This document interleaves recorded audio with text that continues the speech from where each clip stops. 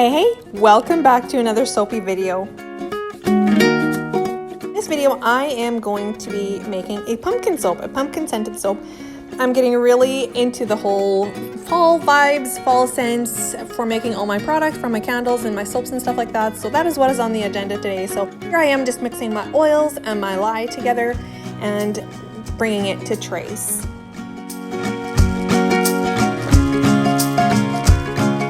And because this is a 3-colored soap, I am again just mixing it into 3 separate containers and adding the colors to it. And this one is colored with all natural clays and stuff like that for the coloring, no artificial colors. So that is going to be very interesting to see how these colors turn out once they are set up and once I cut them on the next day.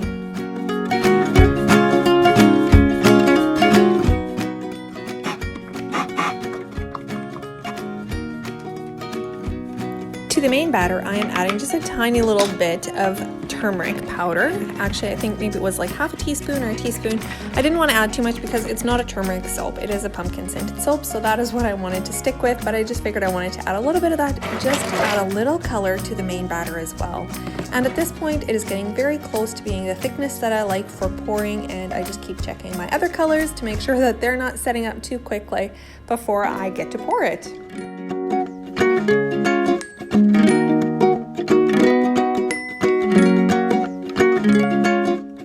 So now that the colors are mixed in and the color that I want them to be, I am adding the fragrance. I have started adding this last just in case it accelerates, that I am not stuck with really thick soap like I have been previously, and it seems to be working very well for me.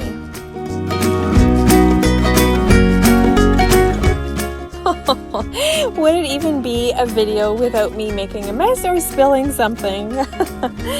Anyway, so I am on to pouring this soap, and I wanted it to be a pretty colorful soap, so I was just kind of layering it and swirling it as I went.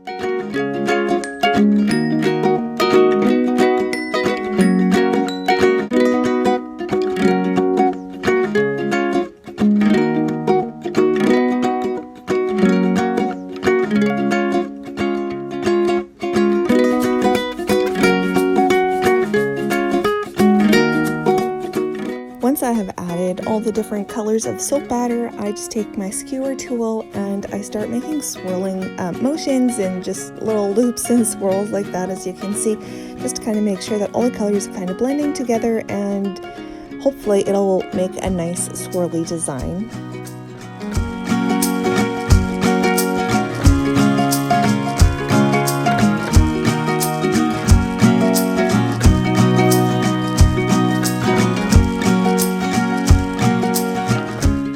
Once you have made your swirling designs, you add the rest of the batter. I'm just kind of layering it on top, kind of in the same order or whatever.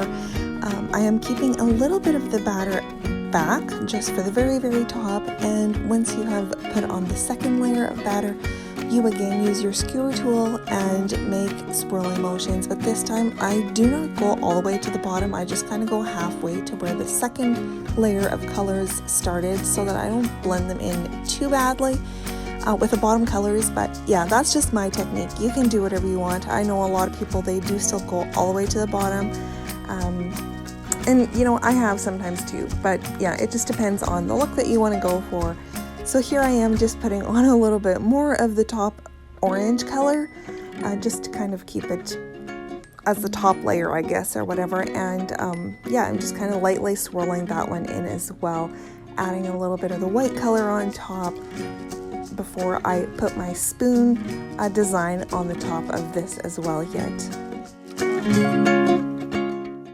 And then at the very last part here, I just take a regular spoon, a teaspoon, and I just make these little designs on the top. I love doing this. It just brings a little bit of character and height and just some added interest to the soap as well, I find. And yeah, it just zhuzhes it up a little step, I think. And yeah, so this is just how I finish off the top of my soap bars. And once I have made my spoon design, for this soap, I am using some calendula petals just as added decoration on top. So I'm just sprinkling them on top, and then this one is ready to set overnight.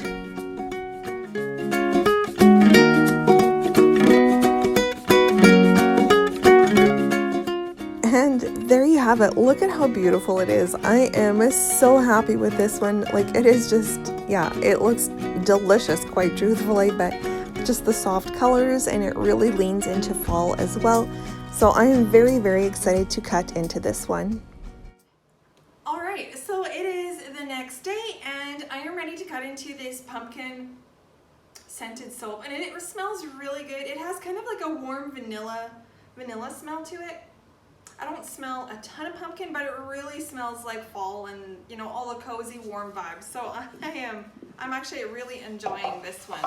I think it was like a vanilla pumpkin marshmallow. Yeah, I do smell a little bit of pumpkin, not a whole lot, but I like it, and I think other people are gonna like it as well. So let's take this one out of the mold and see what that one looks like. This one was supposed to have quite a bit of swirl in it, so I'm hoping that they really got pronounced in the process.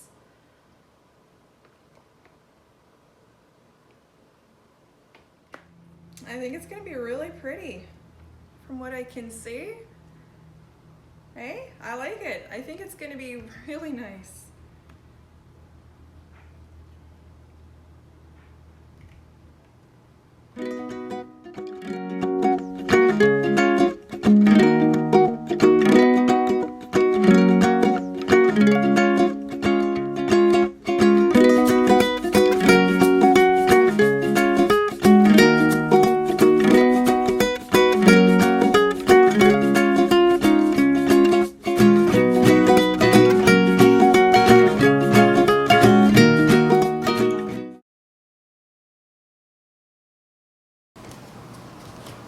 And for the moment of truth, oh my goodness, I love it. It is blended really well, and yeah, I am very happy with how this one turned out. It just definitely brings out all the feelings of fall and pumpkins and harvest. Yeah, I am very, very pleased with this one. I am so surprised at the coloring of this one. Like, the top, a little bit of orange is quite more pronounced than the bottom.